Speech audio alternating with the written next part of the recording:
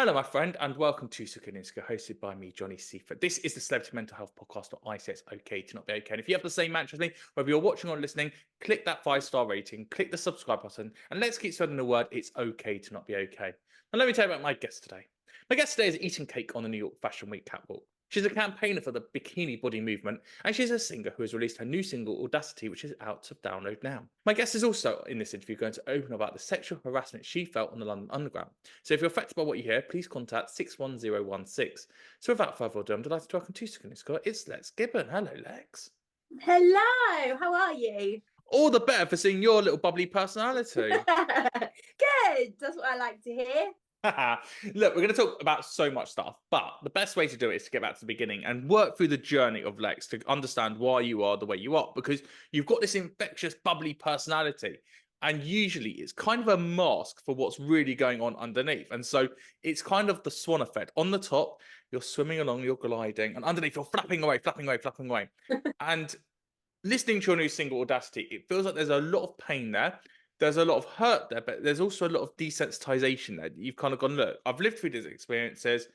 I'll put a song about it and I'll forget about it. Kind of like what we've always known Adele to do. You know, Adele's big songs like Someone Like You. We know we're going to drive, we're going to belt it out, but we don't really take in the meaning. And I feel like listening to your songs, it's kind of going, well, look, yes, this happened to me, but that was yesterday and I'm now on today and it's content for me. So let's go back to the beginning and actually understand that journey you've been on.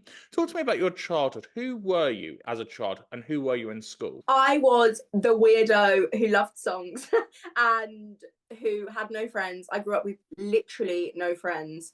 I was severely bullied for everything you could possibly imagine. I was bullied for. I'm hugely dyslexic, so I was rubbish at basically everything in school until I found singing, and I was like, you know what? I think I can do this. And luckily, I had really, really supportive parents who were just like, babe, go for it. Like, do what you want to do.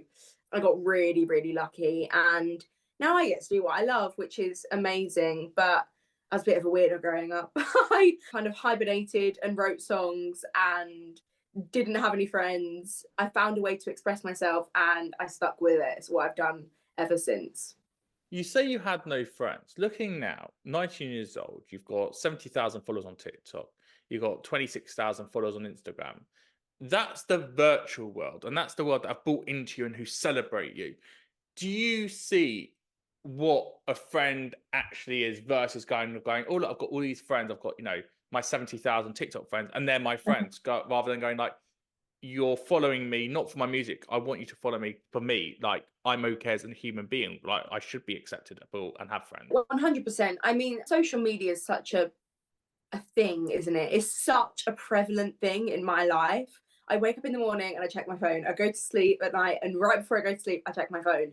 I'm a full-on social media addict. I keep my circle really small in my real day-to-day life. I've just found that honestly, people are horrible majority of the time, and I've encountered a lot of jealousy, which is weird because like I feel like I've not even done that much. Like, so many people are so jealous of anybody who are making strides to do what they love, and it's such a hard world to live in, I think.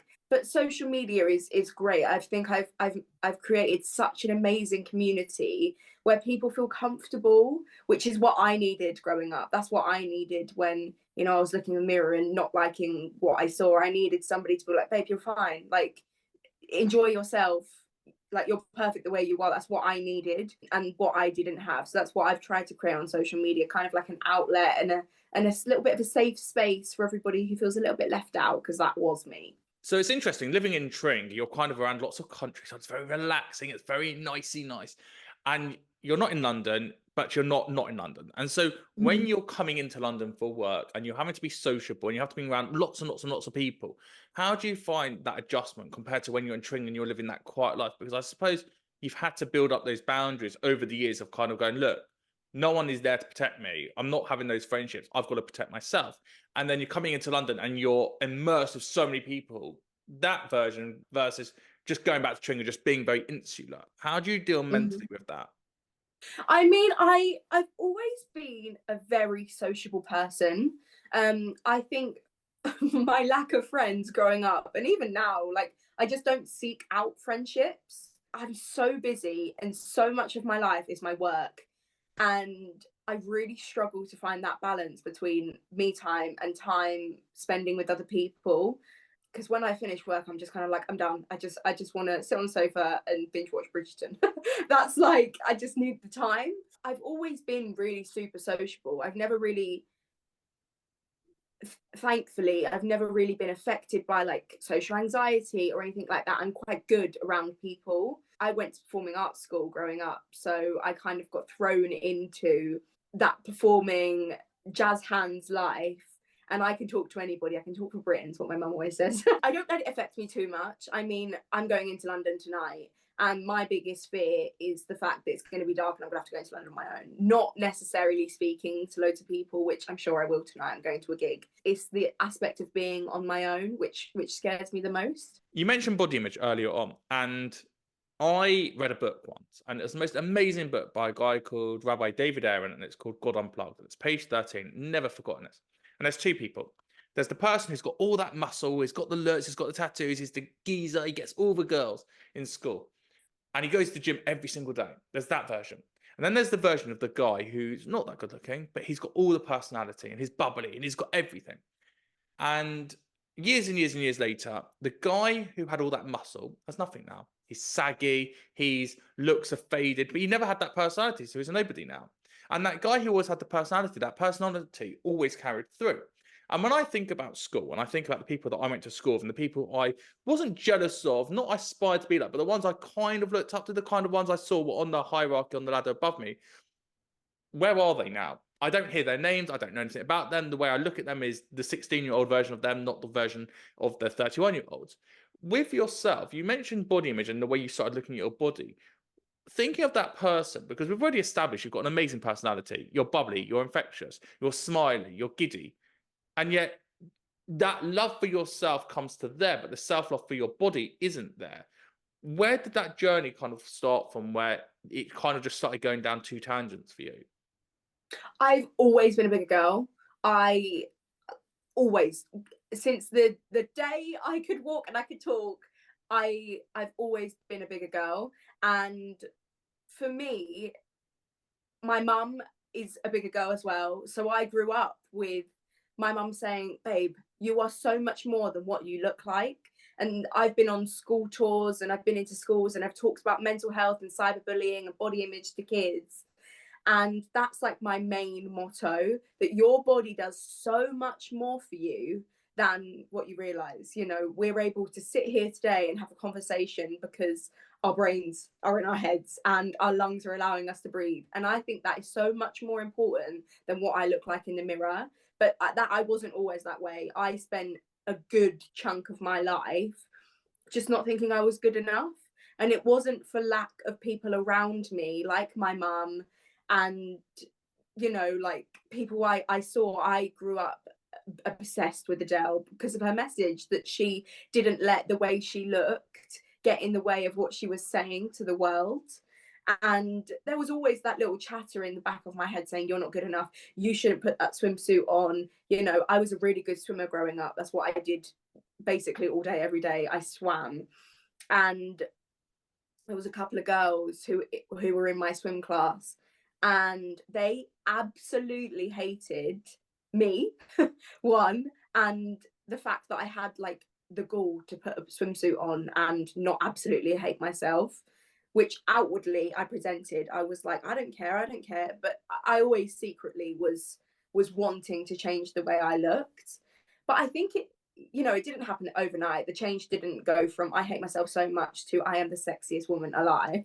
It didn't happen overnight. It just it took years of being able to look in the mirror and say, I'm more than what I look like. You know, there is so much more to me than my body, and I've got so much more to tell the world than just what I look like. It was a real conscious decision to make, to think, actually, I've got more to say than how I look. It was a real conscious thing. But I think I'm at a really good place with my body now.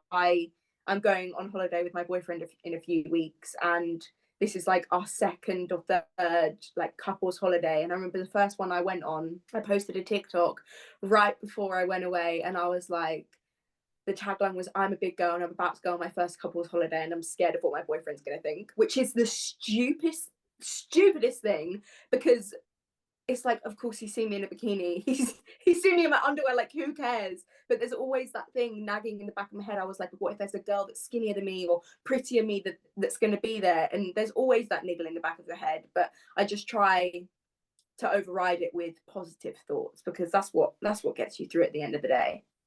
It does, but also there's the I'm doing this for myself and that's me, and I can put a bikini on or be in my underwear and that's only me seeing it. When you've got your partner, and especially when you're getting a new partner and you're you're developing your relationship with them and they're starting to see you in your underwear or in your bikini or completely naked, that's a completely different thing, because then you're not being self-conscious to yourself, you're being self-conscious on their thoughts, and then you're wondering what they think of you. And yes, they've told you they're infatuated with you and they like the way you are personality wise, but then there's that new layer, that new onion layer that needs to be peeled off. How did you deal at the beginning of having that boyfriend, and when you started having to remove certain clothing, that not going, oh, I'm going to be spiraling back and going back to that 13-year-old version, rather than going, look, I'm Lex, I can look in the mirror, I've got that confidence, I like the way I am, this is me? It was hard. I got into my relationship with my boyfriend when I was 17. It was my first proper boyfriend, and we've been together for nearly 2 years now. And it was hard. I really did struggle at the beginning, which I never expected I would. I thought, I'm fine with myself. I can post myself on TikTok to, thousands of millions of people and I don't care. When I was like, oh God, now I've got to take my clothes off in front of this boy, it was a whole different spin. I think purely because you're so right. You're not worried about what you're thinking of yourself. You're worried about what that person is thinking about you. I think, again, it just took me taking a step back and being like, if he didn't actually like me and he didn't think I was hot, he wouldn't be with me. So Lex Wilson, you've got the boyfriend, you've got the music career, you've got plays on Radio 1, you've been through that journey in school. Then comes to the big incident that happened to you, and that life-defining moment that changed everything that you'd been on, that whole journey you'd been on. And it's what happened to you when you were on the London Underground. Now, they're not here as a spokesperson to reply, but I know you've worked with them since, and so hopefully you can give a bit of insight as well from their side about what they would do in the future, and just to put it out there as well. And we're going to talk about it. Obviously, there's the big phone number, 61016, that people should be calling if they go through something similar. So can you take me on that journey, metaphorically and physically, of what happened to you? Because this is the bit that really defined you. And when we listen to your song Audacity, this is what comes up as the main theme. I was getting on the train, I was getting on the tube from Euston, I was going to Chalk Farm Station, I walked on the tube, and as I was walking on, a guy walked off and then kind of like turned around and got back on the train. And in my brain, I'm thinking, oh, he probably just like missed this stop or got off at the wrong stop. Didn't think anything of it until he stood so close to me, I could feel him breathing down my neck. So I was like, oh, this might be a bit of a problem. I'm going to move. So I moved to the other side of the carriage and he moved with me. And I thought, I've got a problem here. This is going to be a problem. I'd heard so many stories of other women going through the same thing, but you always kind of think, oh, it will never happen to me. It does. It happens to everybody. So I tried to ignore it. I got off the train and I started walking up the stairs at Chalk Farm. Now, at Chalk Farm Station, there's a set of stairs before there's 2 lifts. So I was walking up the stairs and I'm hearing screaming and shouting. He is just hurling all kinds of abuse at me. He's pulling on my clothes.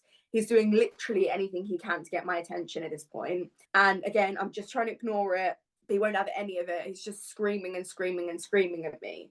So eventually there are these 2 girls who are like 2 or 3 steps ahead of me. And I end up running up to them and being like, there you are. And they pretended they were my friends. Thank God they went along with it, because I really dread to think what would have if they weren't there. So these 2 girls, they kind of waited with me as we got the lift up, and he ended up getting in a lift that came much earlier. So we're going up in the lift, we get out, and they were going to Primrose Hill, which is this way, and I was going this way to my friend's house.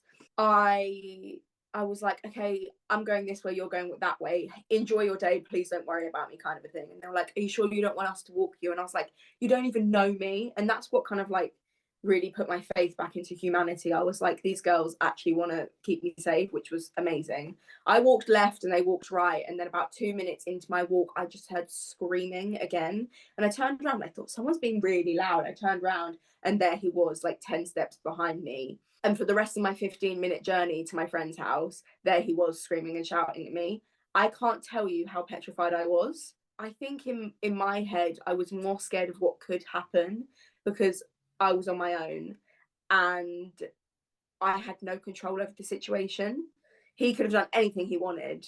And, you know, I was in London. Like, what do the Londoner care who's on their commute back from work? What do they care that there's a girl there who's in trouble? They don't, a lot of the time. I think they're so consumed in what's going on in their own heads and what's going on in their life or what's going on their phone or in their book. They don't care what's going on around them. I ended up calling my friend and I was like, babe, you've got to come and get me. I don't know where your house is. It was the first time I'd been to her house. And she came out and she got me. And I can't tell you how fast I ran. I ran up those stairs as fast as I possibly could, just for the fear of what might happen, which I think is so sad because I shouldn't have to worry about what's going to happen to me when I walk out of my house. I should be able to walk out in the shortest skirt known to man and, you know, like, I shouldn't have to worry, but unfortunately, we have to worry a lot of the time, which is just so sad. And what's your experiences now when you get on the train, when you go to Chalk Farm, Primrose Hill, that area of going, that happened then, but that can't define who I am now? Yeah, so I hadn't been back. So the other day, I released my song. It came out, and I had a Audacity, full out to press download day. now. Yes, yeah, I'll yeah, help you out, don't you Audacity. worry. Yeah, so I had a full press day with the British Transport Police, and I was speaking to ITV News in Chalk Farm Station, and I hadn't been back for the full year. And I got back and I was like, this is craziness. Like, I can't believe I'm back here. And it took me a minute to kind of be like, I'm safe. I know what to do now if anything were to happen. I know how to report it. I'm so much more educated on what to do. Whereas at the time, I literally had no idea. I didn't know about the Tech 61016 campaign. I had zero idea. And it's so nice to know now what to do. And there are people there to keep you safe. So what are those tips and tricks and tools that you've learned now? The British Transport Police have a service called Tech 61016, which we're urging people to save in their phones. But it's basically a discreet text line that you can message if you feel unsafe on the train. Obviously, whipping out your phone and calling the police and be like, there's a man following me is quite vulnerable and scary to do. But 61016 is a text line that you can message and it's super discreet. You can kind of just message and say, there's somebody following me from Chalk Farm Station, or I'm about to come up at Euston Station, and they can dispatch an officer as quickly as the next station to come and help you. I've been to the headquarters and of BTP, British Transport Police, and I've seen just how many people there are trying to keep people safe. It's manned 24/7, 365 days a year, and it's amazing. People are so dedicated to keeping people safe. So that defined kind of what happened to you when you were 18. Then you become 19, you've got your boyfriend, you've got the holiday coming up. You then start thinking about, oh, I'm going to be 20. And you start thinking about how did your... Don't make that noise. I'm 31. You think it's hard being in your 20s. I'm 31 and still single, and I'm still trying to navigate my 30s. Don't you tell me that 20s are disgusting, sorry. I am scared of my 20s. I'm scared. I'm scared to be 40, and that's 8 years away. Try doing that and going, you really are an adult and you've still not got your life together yet. Thanks. So looking back at your teenage years, obviously that was very definitive what happened to you when you're 18, and it comes to the end of your era of your teenage years. How do you look back at your teenage years apart from that? What were those moments that cemented that this was me in my teens? This is how I want to remember myself and that decade. I am a really, really hard worker. I have got so many friends around me now. As I mentioned before, I went to performing arts school. So I've got a lot of friends around me who want to be doing exactly what I am doing. And when they were out at parties, getting drunk and doing drugs, and I was, you know, at songwriting sessions, working my ass off, they were all kind of like, you're wasting away your childhood, you're never going to get these years back. And I was like, yeah, but I'm trying to build a career for myself. So I have never, ever, ever been a party gal. I've always just been working hard to get what I want. And I feel really grateful for that. I don't waste time. I am not a time waster. I am a time filler.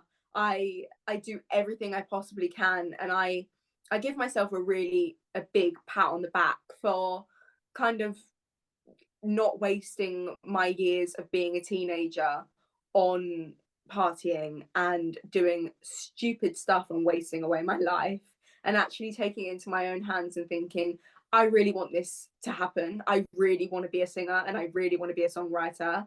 And this is how I'm going to make it happen. You know what? I'm going to put all my effort into it. I came out of school when I was 14 to do music. I was homeschooled. And I think I'm just really grateful for my younger self for putting in the work, because I wouldn't be where I am today without little Lex, you know, putting in the work and the hard graft. I've always been a really, really hard worker, and I'm sure that will continue into my 20s, which is really scary. I can't believe I'm going to be 20. That is absolutely wild. So then you can get to the age of 31. By the age of 31, when you're my age, what I am now, and I will be, I don't want to think how I'm going to be 42, 43 then. And I'm at the O2 watching you, front row, but I'll be backstage as well at the press drinks afterwards. And I want everything, the meet and greet. I want to be going, Lex. It's going to happen. It is going to happen. What, me being being one of the groupies, or you being at the O2? What's more likely, Lex? I hope, yeah. 42-year-old man with all these 16-year-old TikTokers knowing the dancers.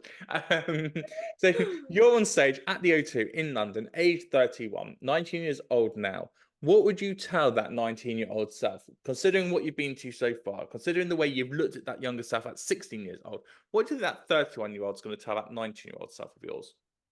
Keep working. I think I keep working. Hopefully it will pay off. Yeah, just keep at it. Be switched on. Look out for people. There are a lot of rubbish people in this industry. Try and be as savvy as you can. Listen to the people around you who want the best for you. Always listen to your mum and dad. I think genuinely I will just say keep going. Things have only really started going well for me in the last couple of years. And I think that there's been a lot that has happened for my friends recently, my friends in the industry. There's been a lot that's gone on for them, and I'm so happy for them.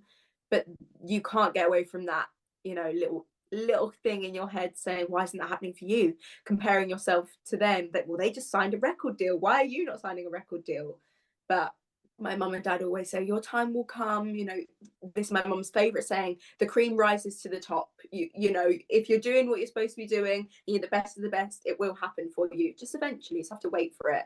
But yeah, I'm grafting hard. We'll see. We'll keep our fingers crossed. Well, Lex Gibbons, keep grafting. I can't wait to see how much more you develop. And then I can't wait to see you at the O2. My absolute thanks. And as Lex says, 61016 is the phone number. If you do feel unsafe on London Underground, research showed this week from the British Transport Police and the TfL, there's been an increase in 25% in women and girls reporting sexual offences to the British Transport Police, from 663 in 2022 to 886 in 2023. So there's obviously an issue there that needs to be solved. And also, if you're a guy listening to this or watching this, just be a bit more cautious. You know, we know after everything that happened with Sarah Everard that we were a bit more cautious and questioning ourselves. Let's keep questioning ourselves and just check, are we doing the right thing? Are we making someone feel uncomfortable? Could we be perceived to be making someone uncomfortable? Because we don't want to have that reflection of ourselves. We try and give ourselves the best portrayal. So let's really carry on working on ourselves, because if girls are seeing it as an issue, then we need to see it as well. You've been watching or listening to Secure Insecure with me, Johnny. So if you like what you heard, please leave a 5-star rating, leave a review, click that subscribe button, and let's keep spreading the word. It's okay to not be okay. On social media, on TikTok at Johnny Seifert 92, at Secure Insecure Podcast, and at Johnny Seifert on Instagram is where you can find me. Lex, where can people find you? Lex Gibbon on all platforms. Very easy. And on Spotify as well. She keeps forgetting she's got a new single, Audacity, which is out to download now. My thanks to Lex Gibbon. I'm Johnny Seifert. Until next time, thank you and goodbye.